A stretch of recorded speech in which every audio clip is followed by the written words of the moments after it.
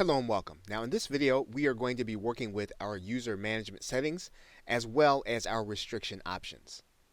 So to start with the user management, you'll simply need to go to the users area.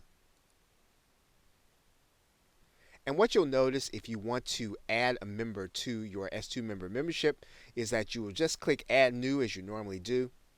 You'll be required to give your customer a username as well as an email, and we're just going to enter one in here now.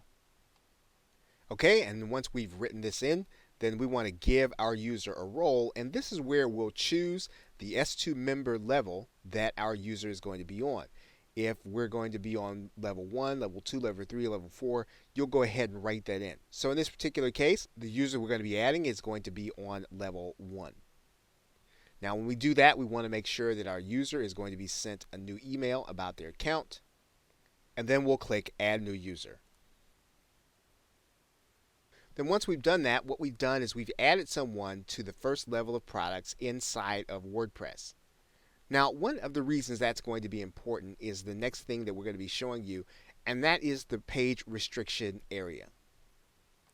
You may have a case where some of the content you have on a specific post, you want to restrict that content.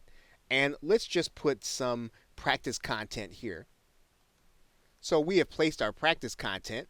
And in order to restrict this post, S2 member will give us a window right here above the publish box that will allow us to restrict this only to level 1 or higher.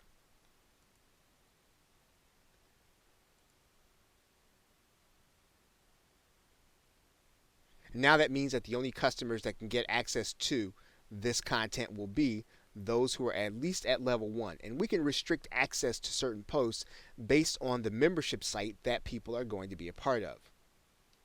Okay, so with that, thanks, and I will see you in another video.